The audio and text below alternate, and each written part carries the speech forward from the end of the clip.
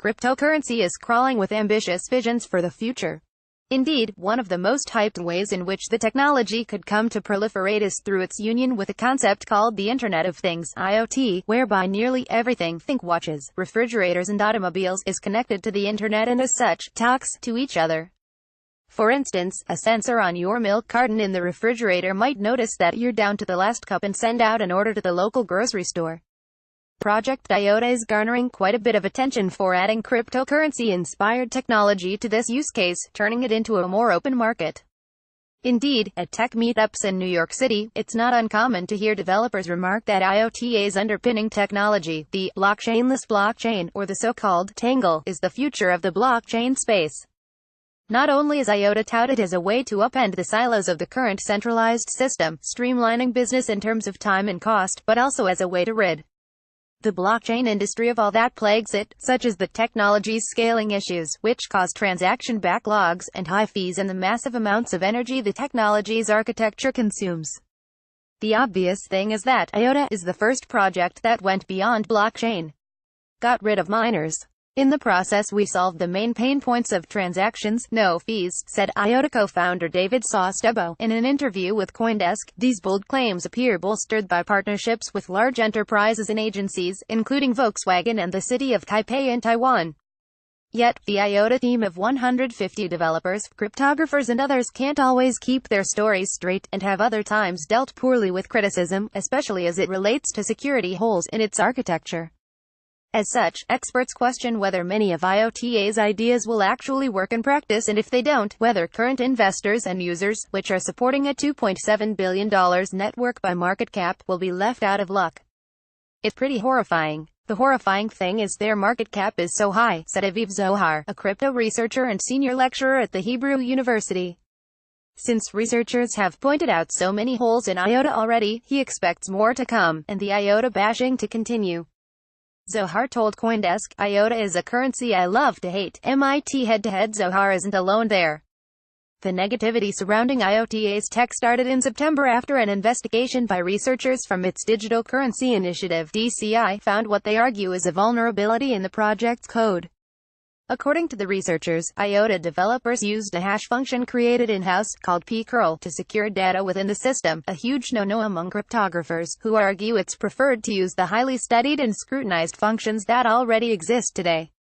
But IOTA developers say, in fact, the decision was intentional, designed to prevent anyone from copying their open-source software. Researchers, though, have shot back, arguing that doesn't make much sense since the basis of open-source software is that it is given to the broader developer community to be freely copied. The IOTA developers haven't been able to explain to me why they think their insecure hash function is safe, tweeted Matthew Green, a cryptography professor at Johns Hopkins. But things escalated even further from there.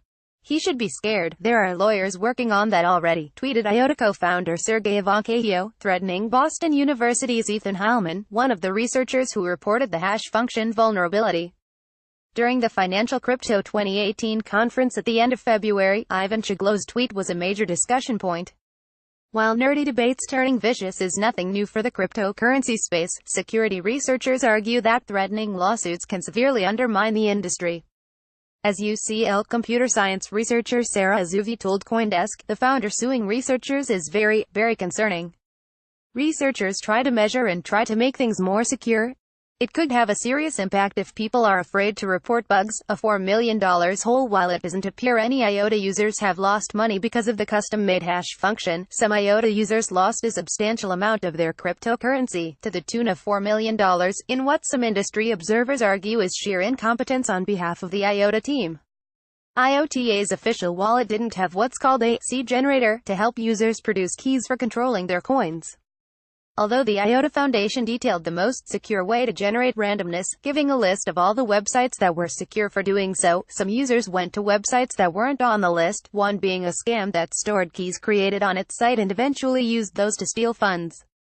A lot of naive people gave their private keys away to this individual. This was a very unfortunate event, IOTA's Sostebo said, calling the perpetrator a scumbag. Yet, critics argue IOTA is victim-shaming when, in fact, the project's foundation should have made sure its official wallet had a seed generator attached. It's past Hanlon's razor for me, tweeted Tajdria, a Lightning Network developer and crypto enthusiast, pointing to the aphorism, never attribute to malice that which is adequately explained by stupidity. He continued, saying that he must assume malice, since adding a seed generator is absolutely trivial, requiring only a single line of code. Speaking to the issues that arise when a cryptocurrency project doesn't provide seed generation tools to their users, Heilman told CoinDesk, almost all cryptographic software is designed to generate secure random numbers for their users. Making users responsible for secure randomness generation is dangerous as users may use a bad source of randomness. IOTA co-founders are mixed on their responses to this event though. Co-founder Dominic Shiner acknowledged that the user experience is far from ideal, but argued that IOTA shouldn't get lambasted for it since the user experience throughout the crypto community is inferior as a whole.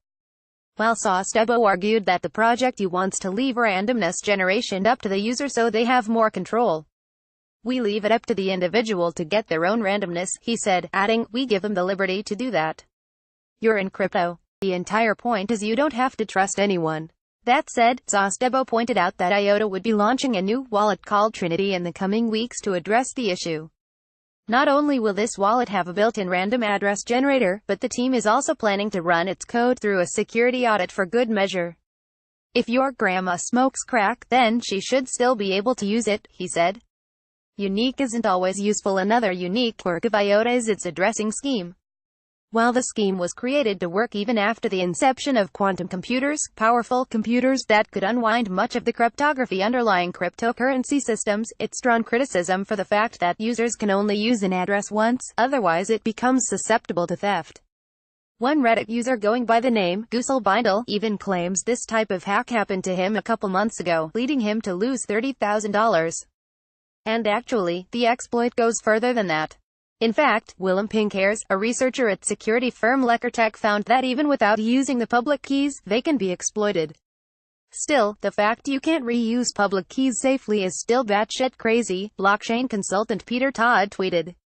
At their core, the criticisms of IOTA seem to be focused on the project's lofty ambitions, but less than ideal execution on those promises. While IOTA advertises itself as a permissionless and scalable solution, there is some subtlety in those terms.